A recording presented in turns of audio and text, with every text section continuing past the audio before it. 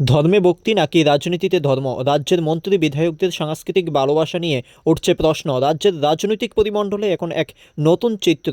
মন্ত্রী বিধায়করা ক্রমেই সাংস্কৃতিক অনুরাগী হয়ে উঠেছেন।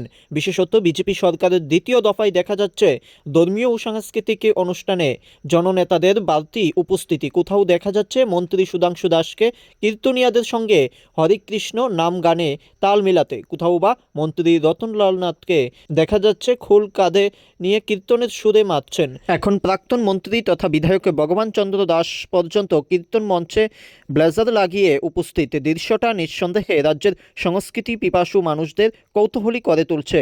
কিন্তু প্রশ্ন উঠছে, এই ধর্মীয় আবেগের প্রকাশ কি সত্যি ভক্তি ও সংস্কৃতির অংশ, নাকি রাজনৈতিক প্রচারের নতুন হাতিয়ার?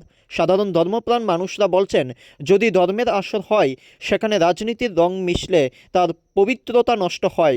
ধর্মের আসল শিক্ষা যেখানে জাতি ধর্ম বর্ণ নির্বিশেষে মানুষের ঐক্যের কথা বলে, সেখানে জনসমক্ষে মন্ত্রী বিধায়কদের ধর্মীয় কর্মকাণ্ডে রাজনৈতিক উদ্দেশ্য খুঁজে পাচ্ছে একাংশ। বিশ্লেষকদের মতে, মানুষের বিশ্বাস ও আবেগের জায়গাকে যদি ভোট রাজনীতির জন্য ব্যবহার করা হয় তাহলে সেটি গণতন্ত্রের জন্যও চিন্তার বিষয়। কারণ ধর্ম মানে সমাজের ঐক্য, বিভাজন নয়। প্রবীণ নাগরিকের বাসায় মন্ত্রী বিধায়করা যদি সত্যি ধর্মপ্রাণ হন তাহলে তাদের উচিত সাধারণ মানুষের সঙ্গে বসে প্রসাদ গ্রহণ করতে, কীর্তন শোনা। ধর্মের নাম করে রাজনীতির এই নতুন সংস্কৃতি মানুষকে ভাবিয়ে তুলছে।